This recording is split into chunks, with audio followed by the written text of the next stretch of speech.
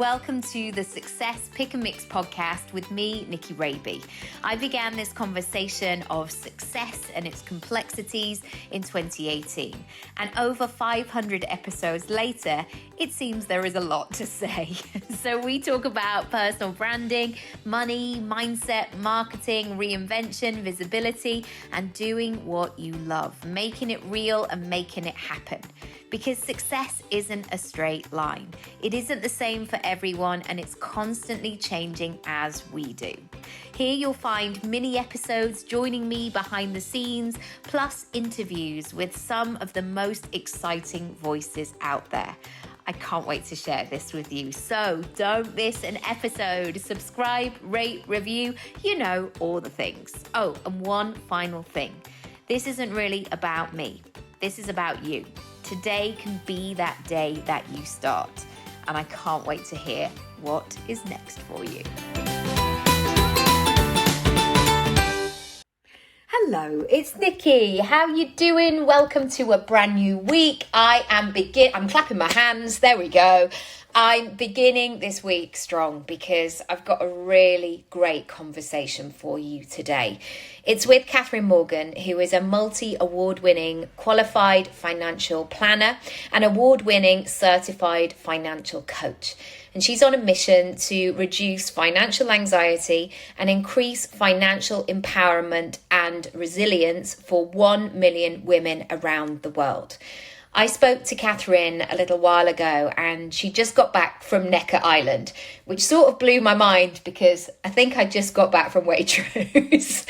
I think I was just thinking about what we were going to have for dinner. So even that energy of somebody being in conversation, playing tennis with Richard Branson was really eye-opening for me personally. I chose this time and specifically Catherine to talk about money because I wanted to bring a bit of positivity. I wanted to bring a bit of reassurance and remember and almost jog your memory, that you can still play big. Even though every time we turn on the news, every time that we go on social media, there's another thing, something else is happening. And there's a lot of fear, rightly so, in some areas in the world at the moment. And I know for one that I'm not very good when I'm in that headspace of fear. It blocks everything. It keeps me small. It keeps me from making the progress that I want to make. And ultimately, it doesn't make me feel happy. And so I wanted to bring this conversation to you this week with Catherine because she's doing this an amazing 3-day free event, which I personally am going to be attending because if you are on my newsletter list, you will hear about some of the changes that I've been making in my business and some of the realizations that I've been having. I think I've been playing way too small. And I know that I'm capable of much more. And so I'm really interested to unpick and uncover what that is all about for me. Why am I playing small? What am I gaining from playing small? What am I gaining from not playing big? It's a really juicy one. So I'm going to be joining her free 3-day event this week. If you would like to join, Catherine has kindly given me a link, which I will link down below. It's a free event, so if you want to just do the basic, you can just use the link down below and join there, or there is a VIP version, which I believe is £47 or dollars. I'll check the details. All the details will be down below. But I want to get myself in an empowered state. I want to be optimistic. I want to be one of the big thinkers. I want to be doing all of that. So if you're interested in joining that free event, use my link. But otherwise, you can just get tucked into this really juicy conversation.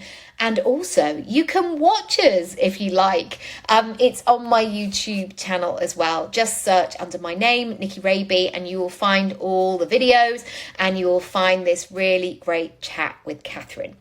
That's it for now. I'll stop talking. Enjoy this episode. As always, I love to know what you think, what came up for you, and I'm sending lots of love. Bye. Catherine, welcome to the podcast. I am so delighted that you are here today. As I was just mentioning before we pressed record, I've been to hot yoga, I've done a bit of a run, I've done the school run, and I've still got wet hair. So there we go. But this is real life. Welcome. Please tell everyone who you are, what you do, what you're all about, please. Yeah, thank you so much for having me on your show, Nikki. It's great to be able to be on other people's podcasts, especially when you're a podcast host yourself. So thank you so much. My name is Catherine Morgan. I am the author of the Amazon #1 best-selling book, It's Not About the Money. I host my own show on the podcast, In Her Financial Shoes. And really, we have one mission in the world, which is to equip and prepare 1 million women to be financially resilient. So I'm a qualified financial advisor, have been for 20 years. I'm also a certified financial coach. And a lot of the work that we do is supporting women to look at both sides of their relationship with money. So how we feel about money, but then also the practical steps of how they can build wealth in their business. Well, firstly, from a listener point of view, I want to say thank you for joining this conversation and beginning it, especially in the UK. And just as I was thinking in the bathroom earlier, it is so refreshing. And I know people listen from around the world, but it's so refreshing to hear how somebody can talk in pounds sometimes, because I thought even about that shift of the people who talk about finance, they talk in dollars, like the $1 million business. And for most people in the UK, dollar doesn't necessarily resonate. And I was thinking even how that shift, it takes you out of the game. And one reason that many reasons I wanted to speak to you is that what you do, get emotional already, my God, we're the 3 minutes in. What you do is you bring the conversation of money into the mainstream where people feel like they can come and sit at the table. And for so many people, especially women, especially people who haven't necessarily been around money, it's felt that it's been behind a barrier. It's been behind a bank manager, the tax man, something that was hidden away, that was unavailable to them. And we've lacked that education. So where did this mission come from you, I guess? Where did you know? And was it something that you easily came to where you were like, yeah, okay, I'll be the person that talks about this? Or did you do it reluctantly where you're like, okay, I'm going to do it. I've got the call. I'm going to do it. Yeah, such a great question. So for me, the business was grown out of a personal transformation for me of coming away and out of a place of complete self-sabotage and guilt and shame around money and money secrets. So when I was a financial advisor in my 20s, I was giving people advice on how they should manage money, how they should invest, how they should grow their wealth. And I wasn't following any of the practical principles myself. So you can imagine, as a financial advisor, I knew everything there was to know, but I still wasn't doing it. And I didn't know why. And I was in this situation where I used money as a tool to make me feel better about myself. And so I gave away a lot of my own personal power to money, because I believed that money would rescue me from this feeling and belief that I wasn't deserving of love, that I wasn't deserving to feel good about myself. And it was through this personal transformation of actually really bringing awareness to how I was treating money, was really just a mirror reflection of how I was treating myself. And I really had to explore this whole transformational journey with how I felt about myself, and particularly my relationship to my body. I was very badly bullied at school. I had eating disorders all through my teenage years, and I almost lost my son to meningitis when he was 5 weeks old. And what happened for me during these times of extreme trauma is that I would overspend in an attempt to control a situation that I was out of control with.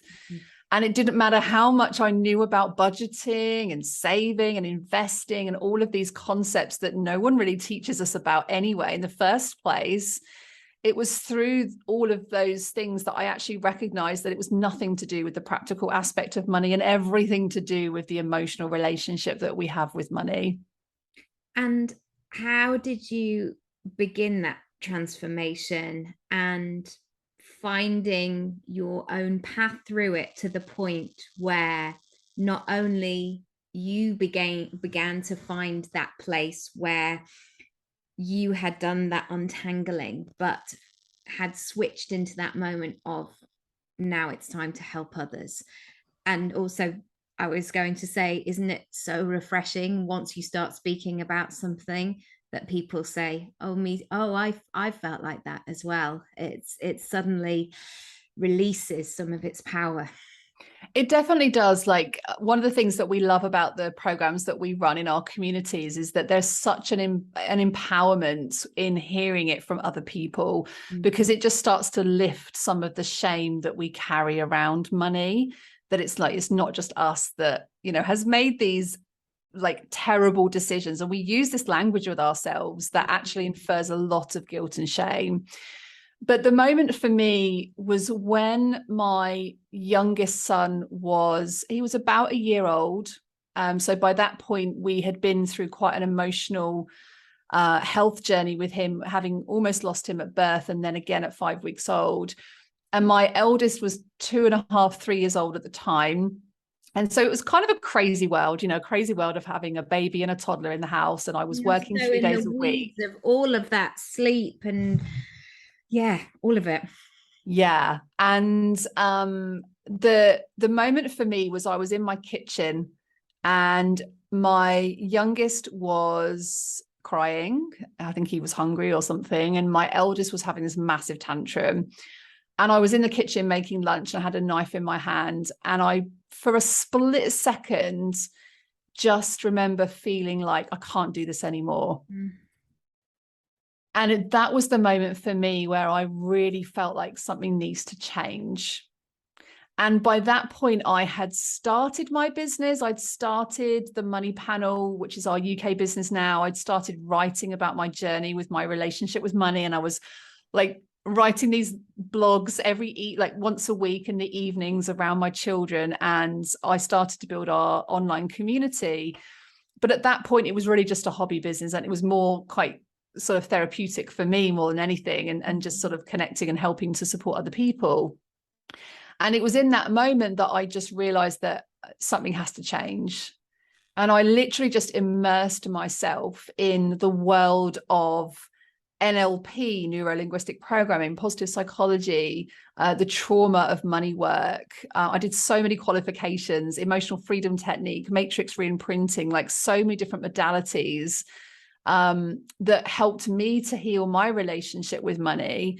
And I just decided that I'm not the only person who feels like this. And actually, many of the beliefs that I carry around money don't even belong to me. They've come from generation upon generation of beliefs that are in our society, that are in our family DNA and our energy systems, from all sorts of influences around religion and social media and friends and communities. And the more I discovered about it and the more I healed my own relationship with money, I went from being like between 30 and 50,000 pounds worth of recurring debt shame cycles to growing a 7-figure business. And I wanted to help other women to be in a position where they were able to see the possibility that exists for them to be wealthy and for them to feel safe to be able to normalize wealth and have more wealth in their own lives. And wealth for me is not about the amount of money in your bank account. Wealth is a state, it's a feeling. And so you could have £100,000 in your bank account, you could have £1 million in your bank account, but the emotional state that you feel around that money and the connection that you attach to money is the most important thing. And that was when everything changed for me. I just decided that I was going to quit my job. I resigned at the bank and I started growing what was my little side hustle business into a full-time business. And we now run 3 different businesses actually all around the world, helping women in different ways to become financially independent. And also we have a lot of impact work that we do in the world around some of the challenges of why women can't get in that situation is because of things like financial abuse. And so we spend a lot of time talking to organizations and supporting charities and causes that are centered around the topics of things like domestic abuse and financial abuse. Yeah. And it runs very, very deep for many, many people. I had a dawning the other day. So I moved to London when I was 18 to go to drama school. And I noticed that I didn't even know any people who had ever made any money as actors, not even a full-time income, like gone and been on stage and been paid for it. And I remember very early that nobody spoke about money, that it was about, well, just do a good job, be kind, give everything that you've got. And so how have you found that balance of serving, showing up completely, and finding that reciprocity and finding that relationship, that engagement, that sort of dance that you have with growing your business and making it profitable and exciting and expansive, and so it can do all the great things in the world, but also being able to meet people where they are? How have you found that conversation? I think the biggest conversation is the conversation with yourself. Like, a lot of people have these money blocks, these feelings of resistance to a couple of things. It might be that there's some resistance to receiving money in exchange for the service that they're offering. And typically for women, that will show up where they're not able to charge enough for their services. They can't raise their prices. They sometimes can't even get started because they feel some kind of cognitive dissonance between, but I want to help you, but I need to also get paid for my time. Or it could present itself where typically business owners are massively overgiving in their time. They have no boundaries around the time, and time is the one most important asset that we have in life, and we just don't value it enough. So the receiving kind of wound around money is a really big one, and how you feel about receiving money in exchange for the value that you provide is a really big one. And then the second one is your ability to hold on to that money. So we help a lot of clients in these two areas. One is their ability to be able to receive with ease and flow, and the other is for them to hold on to that money. And we've had clients, for example, who have are making. There was a client called Sophie I worked with this year who was making £30,000 running this VA agency, but she was spending £30,000. And so she never felt like she was actually growing the business and the revenue. And we did some work together around her ability to receive and hold on to money. And it went right back through to childhood and some core beliefs that she was holding on to in her unconscious.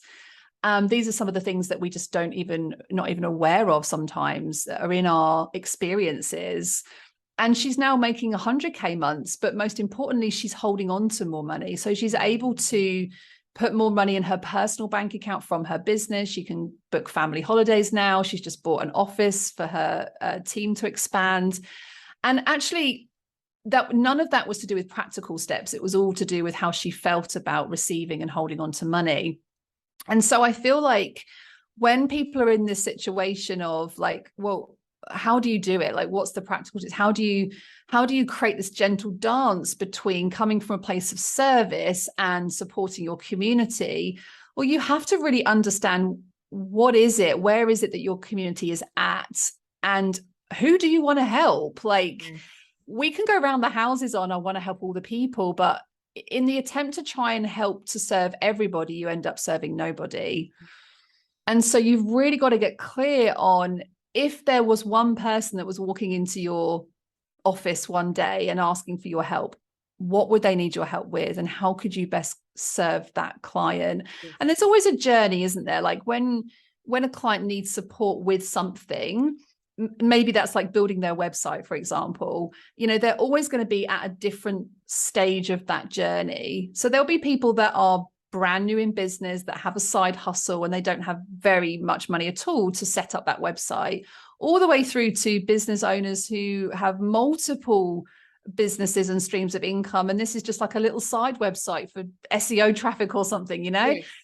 It's meeting them with where they're at, but really understanding the needs of your customers, so that you can come from a place of service, but you can also come from a place that brings you joy. So when you're crafting your business, you've got to like think about, how do you like to serve your clients? What brings you joy? What kind of business do you want to be running? How many days a week do you want to be working? Do you want to serve those clients face to face or online, one-to-one, or in groups? Yeah. You know, it's really feeling into what brings you most joy, so that then everything you do comes from a place of service, because you've got the energy behind it that brings you so much joy. And that sense of the ripple effect, that it's not just giving your time for money, as in you go into a supermarket and they pay you whatever for an hour of your time to stack those shelves. It's that sense that when you are a service-based business, that ripple effect can affect generations. I love it when I have clients who said, you know, that hour session that we had 7 years ago, well, I'm doing this, and it's so much. It's lovely.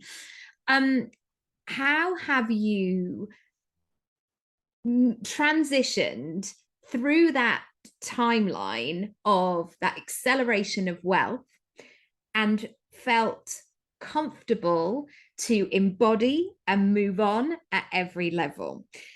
In terms of, I know you spoke about holding on to it, but from what you've been saying, that this hasn't been a 50-year journey and you're now sitting in your rocking chair. This has been in a relatively short space of time. And I know that in my business, sometimes I've had that, and there's that fantastic book, isn't it, by Gay Hendricks, about upper limit. Sometimes I've made a big jump, and then I've had that sort of fidgety feeling of, you know, we bought this house at the beginning of the year, and I spent a couple of months, definitely, probably even more, having that worthy, like, oh gosh, is this mine? Can I touch this? Can I put that thing on the wall? Should I do X, Y, and Z? What have you done practically to support yourself through that acceleration and that transition, and to be able to work through that game show of the finances so quickly and comfortably? Yeah, I think it's new level, new devil, isn't it? Oh. Like every time you up level, there comes a new shift, a new level of unlayering, like not even unlayering is not the right word, but like having to process, what does this new space feel like and look like? And I'll give you an example of this. Actually, I've just come back from spending a week on Sir Richard Branson's private island at Necker Island in the Caribbean. And before I went to meet with Richard, you know, I actually feel like a completely different person having come back, because, you know, little old me would have said, well, who is she to be on that island? And what has she done that's so significant to be invited to go and spend a week with Richard? But actually having experienced something new and unfamiliar, it raises your energy, it raises the vibration, it raises the experiences that you have had. And your brain is very clever. Your brain has one real main job, and that is to keep you feeling safe and secure. And that's all we want. You know, we want to feel safe and secure. We don't want to feel anxious and fearful and worried about things, especially financially. And so your brain will do its utmost to protect you. So when you have an experience that is presented in front of you, whether that's to speak on a stage or come on a podcast or set up your website, or, you know, press live on Facebook to do your first social media post, or whatever that is, your brain is going to go, hold on a minute. You're not good enough to speak out. You're not good enough to put this out into the world. What are other people going to say about you? What's your mum going to say? What's your brother going to say? What's your next door neighbor going to say? And the reason this goes on is because your unconscious is patterned. It has a blueprint of all of these core beliefs that you have been growing up with all the way from birth and way before that. So your brain is gonna say things like, you're not deserving of this, or, you know, and you won't necessarily hear it like that, but you'll feel it in the body. You'll get a feeling of clammy hands, or, oh, I'll just go back to my to-do list because I'll do that later. Like, it feels too big. And that is your brain just doing its job. And I think just recognizing that is really powerful, that this is a new opportunity for you to re-experience something brand new for yourself. And it will feel uncomfortable, but that's okay. And it's almost creating this level of safety with yourself that, you know, it is safe for me to go and visit Richard Branson and play tennis with him. It is safe for me to communicate my impact into the world. It is safe for me to have these conversations at another level. And it's feeling that level of safety, which is the most important thing, because the body informs the brain, not the other way around. Most people think, I'll think I'm good enough, and then everything will be fine, and I'll do this money mindset work, and it will fix everything. And it doesn't, because it's still at a conscious level. We have to get into the body, into the somatic work, to really inform the body first that it is safe for us to get out there and launch our websites and our businesses and get more clients and all of those things. So for me, knowing that connection level with the transformations that are possible for us, the way that shows up for me is just by practicing this on a regular basis. So I use lots of modalities, and I have lots of routines that I say lots of routines. I don't really have many routines, but I have things that I do every single day. For example, every single morning, I always try at some point, it's not always when I first wake up because I have 2 children to get to school in the mornings, but I will try and have an opportunity to reset my body. And that might look like meditation. It might be some exercise. It might just be a simple heart breathing exercise. It might just be when I get to my desk, I can sit and use some EFT work with myself just to clear out any negative energy. It doesn't really matter what you do, but I think the practice of the consistency of bringing awareness to what is actually going on in your body before you actually get on with your day is really super important. And then resetting in the afternoon. Yeah. So a lot of people do this in the morning. They'll do like meditation in the morning, perhaps in the evening. But for me, if you do that, if you have that dedicated time in your calendar to have that body reset, and it could just be a walk on your lunch break. For me, it's walking on the beach. I love being by the water. I love taking my dog out, and it just resets my entire nervous system. And if you can get your nervous system feeling regulated, not dysregulated, you're going to be in a much better position to support the practical implementations of the things that you need to just get done in order to grow your business to that next level. Amazing. I had an interesting moment of that, because I think so many of us carry these things of what would that person say, or what would happen if. And I remember making a big leap in my business, and lots of people said all of the things that I feared, and they said them to my face. It actually happened. And I suddenly thought, okay, and these weren't necessarily people I cared about. And there was something in me that then went, but I still want to do it anyway. So I'm just going to feel even worse if I don't, because I know that I do want to do that. And this leads me on to another question about desire and want and ambition and growth. At the moment, there's a lot of conversation in the news of staying small, staying safe, doing all of those very practical things, which are very sensible and all the rest of it. But I also have a feeling that I'm 41 in 2 months' time. And I had a moment at 40 where I thought, I've not done half of the things that I want to do.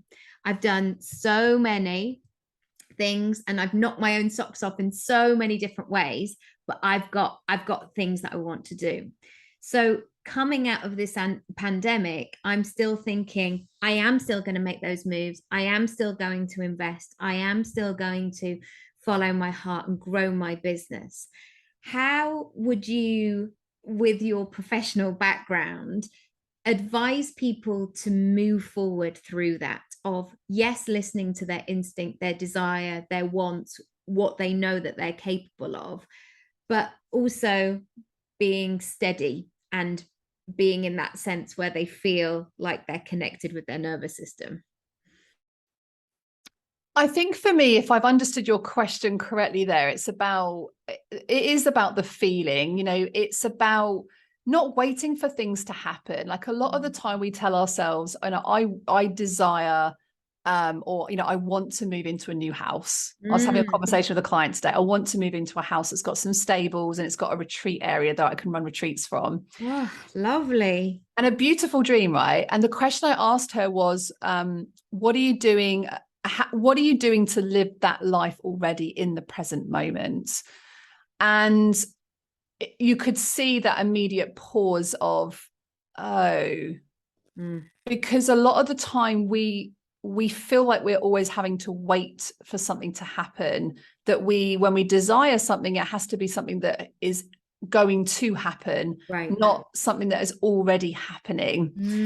And there's a really powerful, energetic feeling and movement in actually living in the present moment way more than we do. We live in this moment of, when something happens, right. When is this going to happen for me? When are things going to change? Oh, my life will be better when I quit my job, when I get the next client into the business, when I have this amazing launch, whatever the if is at the end of that sentence.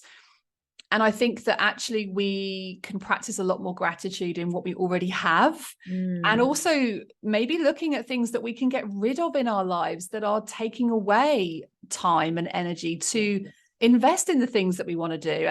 And this may, it may be things like, rather than watching Netflix 7 days a week in the evenings, I'm going to commit to taking 2 evenings a week and making some progress towards this next financial goal. But I think so often we get stuck in these patterns and routines because we don't challenge the awareness around it. Yes. So I definitely feel like from a practical perspective, it's just really getting clear on what is it that you desire, but not what you desire in the future. What is it that you can start creating right now and living in the present moment? Because there's no such thing as past, present, future. Everything is in the present moment. What are we feeling? What are we experiencing? What do we hope to bring to our businesses? And shifting your energy around that is super easy. You can change your language, you can change your voice, you can just dance around your room and, make yourself feel good about your day, so that you're then much more well equipped to deal with the nervous system responses when we flick on the news and we see all the scarcity and fear. I don't watch the news for that exact reason. It takes my nervous system straight into this place of fight, flight response, and it's not conducive for anybody. So think about, what are you watching? Who are you surrounding yourself by? Who are you following on social media? And just ditch some of the things that are draining your energy to allow yourself to be more open to receive the thoughts, the next logical steps that you can then start to take. I've learned so many business lessons from a tomato plant, which is so bizarre. But my stepdad built the framework, and it's great. It's got strong foundations. It can start to move, and you start to see these buds appearing. And suddenly, sometimes it's oh my goodness, that one has come out of nowhere, and it's red, and it's doing its thing. And then others, it's the slow burners. And I've just been watching it every day, but making sure that when the ones that are really ripe, I take them out, and our garden is down some sort of spiral staircases. I bring them up and show them to the family, look, these have come. And I think we have to do that in our business as well. If people want to find out more about where you are, what you're up to, and how they can experience your work, where should they go? Yeah, well, if you're a podcast listener and listening to this, come over and follow us on the podcast. Immediately. It's In Her Financial Shoes, although we're about to go through a rebrand actually of changing the podcast name to It's Not About the Money, which is the same title as the book. But if you want to get more into the practical steps of building wealth, then you can get a free copy of our book on our website. It's notaboutthemoney.com. And if you want to come into any of our programs or our community, you can head over to the Catherine Morgan website, catherinemorgan.com. And we have a special event actually coming up in October. So if you're listening to this before the 13th of October, we can just share a link with you, Nikki, that you can share in your podcast notes. And you can come just grab a free ticket to our Wealth Breakthrough experience and just really start to think about, what might be holding you back from making more money and holding on to more money. And we're going to go through quite a lot of practical things as well on that event. Wonderful. And I love that sense that you can listen, you can be involved, but you don't have to go to a big, scary conference center where the coffee's really bad and the halitosis is even worse. But you can start to listen in. So I know that financial journey and conversation is a large spectrum. So I love that feeling that you can start to just dip your toe in and just almost do that thing where you're listening through the banisters and be like, oh, okay, right, I'm going to come down one step and have a little look. But I've loved chatting so much, Catherine. Thank you so much. And yes, and what are your social handles if people want to come and find you there? I tend to hang around more on Instagram nowadays. I'm Catherine Morgan Money, so you can come and follow me on there. Wonderful. Well, thank you so much. I've loved it. And let us know, everybody, like what your takeaways were and what you're going to do next. One of my greatest habits is like checking my banks, checking all my accounts like 2 or 3 times a day, not because I'm like nervous about what's there or what's not, but just that sense of building that relationship like I would with my partner, like, hi, do you want a cup of tea? Yeah, great. Bringing that lightness to it. Yeah, but thank you. Thank you for having me. Thanks so much, Nikki.